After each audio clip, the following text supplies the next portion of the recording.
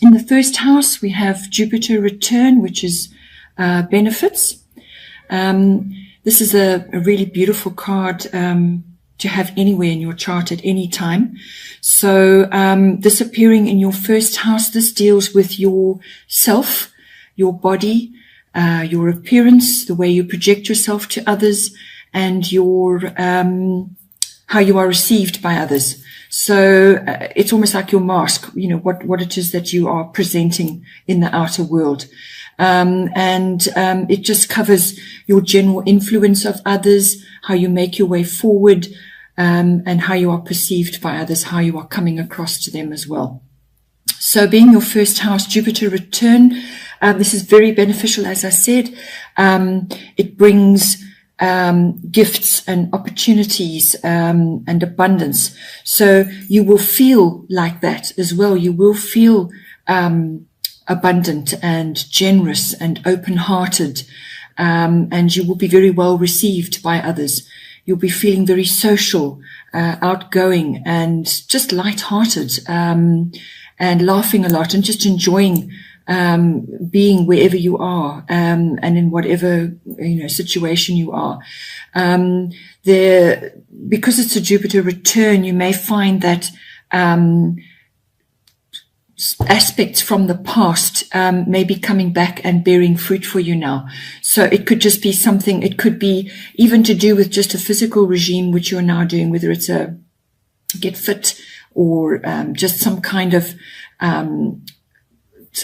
regime which you were busy with in the past. Perhaps it didn't quite work out, or you didn't feel that it was the right time, or it just never materialized, or you never took advantage of it. Well, something may come back for you now. It could also be just that you are in the limelight and you're feeling incredibly expansive, and because you're feeling that way, something from the past will be drawn back to you to now reach to now bring you some kind of benefit which didn't happen before. So this is wonderful influence that you're having on the world in general, on others.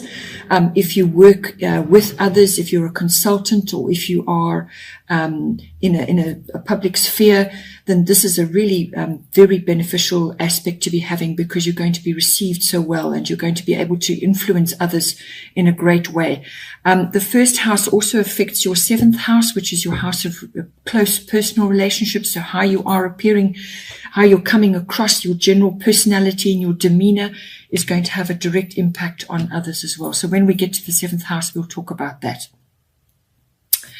The slight downside for having Jupiter and particularly return is it does affect the body. So it's your physical self. So that you may just want to be aware that you may be prone to weight gain, or to just eating and drinking too much and just having too much of a good time, really, just overdoing it. So just be aware, yes, you'll be feeling powerful, you'll be feeling great and having fun and lots of social activities and just getting out there, but you don't want to overdo it and sort of undo work that you've done before. You want to enjoy these benefits and enjoy looking your best and feeling your best. The other aspect of it is also don't get too relaxed, too sort of feeling so great that you don't have to do much about opportunities. Any opportunities that come to you now, you've got to work on them, you've got to move them forward with all this grace and abundance that's coming to you, but you've still got to work. You've still got to actually put yourself in that position. This is also a wonderful card of being in the right place at the right time. So that's all coming to you, but don't let an opportunity slip up, or don't feel so relaxed that you feel you don't have to take advantage of things, that you're just going to chill and not worry about it. If something is presented to you, harness it and make the best use of it. Then in the second house, you have another very beneficial card. This is part of fortune, and it symbolizes increase. It's also the rise of your hidden talents and abilities, things that you perhaps just haven't used before, aspects of yourself which you just haven't used before, or you know about. Possibly you're aware that you have these gifts and abilities, but or talents you've just never really had the opportunity to grow them or to feel any need for them. But now this is coming into your second house, which is the house of income, your money coming in. It's also property, and your self-worth, what makes you feel worthy. And it's a house of possessions, real estate, and it's the house of your values. So values and self-worth go hand in hand. So it's a really beneficial card. It's an increase in income, an increase in self-worth, and the rising of your abilities and talents that perhaps you just haven't harnessed before. It's about harnessing opportunities, harnessing abilities. And because the way you are projecting yourself outwardly is also going to have an effect on this house, because what you project is what's going to come back to you. It's a direct sort of relationship there. So you may also have an increase in your possessions of some kind.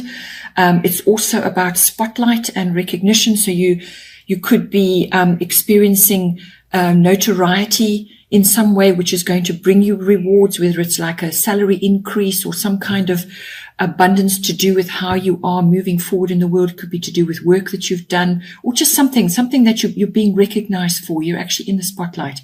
And possibly those talents which you perhaps weren't aware, or abilities that you weren't really aware that you are projecting outwards. Other people are picking them up and actually acknowledging that in you. So that's a really great thing to be having in your second house. And then hot on the heels of that, we have Scorpio, I transform. This is it's kind of connected to all of what we've already been discussing, because now we're in the house of communication. So with all this wonderful abundance and increase, and just feeling good about yourself and feeling worthy, and receiving recognition, and whether it's in monetary terms or just feeling good about yourself and having that recognized in others, Scorpio comes along in your house of communication, and requires transformation. So you may because of all of this, be transforming how you communicate with others, or there just may be a necessary transform which is requiring to be brought in. But it's going to be passionate, transformative, sort of projection outwards, how you communicate. So that's written, verbal, body language, even being busy on social media and making comments on things. And if you are the kind of person who gives speeches or is in the public eye, or is busy with in a career where you are required to transform social situations, or just being communicative in general, there's going to be transformation required there. You may have to master something and then move forward on it, or you may just have to deeply analyze the way you communicate now, or the way you are moving forward with that in a career choice, or just it could also be just with family members. So that's siblings, aunts, uncles, cousins, and so on. So it has a family aspect as well.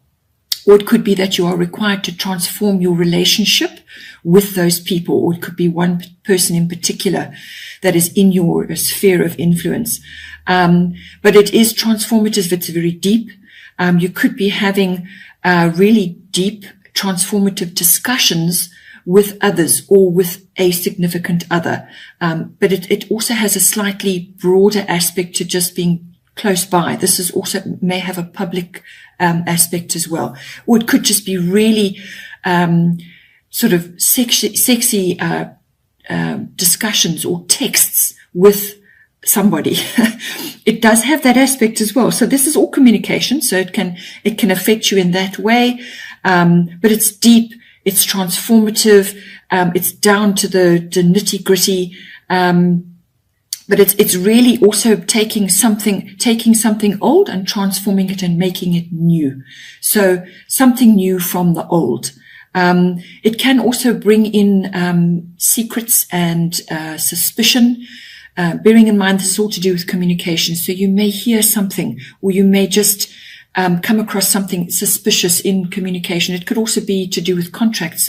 Contracts are ruled by the third house.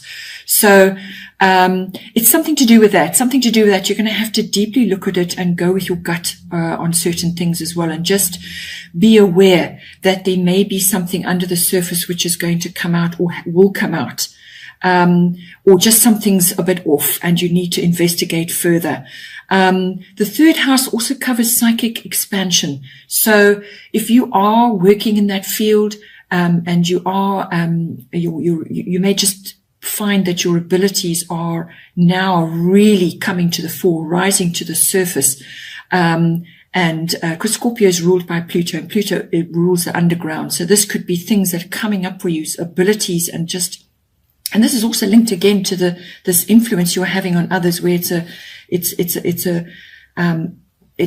sort of, your influence is going to be powerful. So just be aware of that, and be aware that your ability to transform and to communicate with others is going to deepen considerably, and that choose your words with care. Be careful. Be careful about your psychic expressions, about your psychic impressions and the transmission of that. Just be aware of that, and be aware that these things have deeper reverberations for you. Then we have in the fourth house, we have lunar eclipse, which is change, and this is covering all aspects of the fourth house, which is all to do with the home, your home, and your influence in your home environment. It's also to do with your roots, your ethnic identity, and your foundations in life, where you sort of arose from.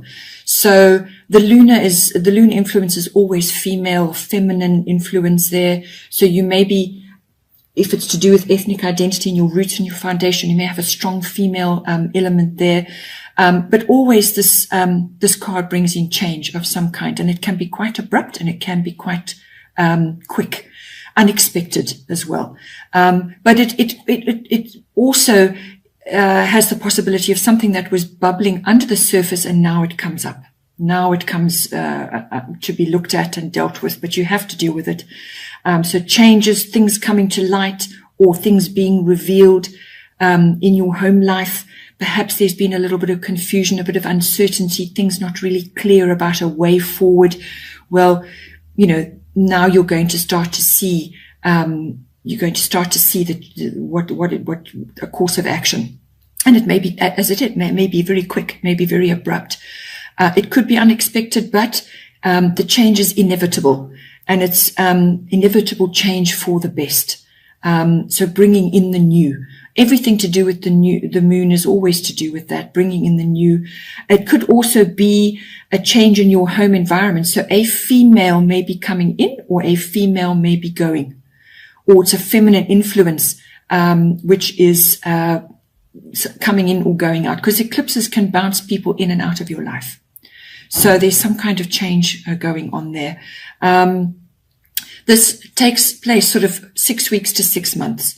So something may have already been in the works, and now it comes to the fore, or you will see changes now, and you're going to have to deal with it over that period of time. But as I said, it does have a feminine influence. You may just also be wanting to bring a feminine influence into your home if you are a male. If you're a man, and you may be wanting to bring that into your home, you may be wanting to bring a feminine influence into your home. Make it a nurturing place, but ultimately there will be a change of some kind. So I feel it's a change of person in your home, or a change. It could even be a change of home, a change of residence. But it probably will be sort of a fairly emotional situation, but out of that will come something good. And it is inevitable in any case. Then in the fifth house, you have yet another moon card. So this is Cancer, I feel, also ruled by the moon, represented by the crab. And, when you think about the crab, what does it represent for you? Where does it live? How does it come across? And in your fifth house, this is all to do with children. It's all to do with creativity, love affairs, having fun, getting out and about, recreational activities of all kinds.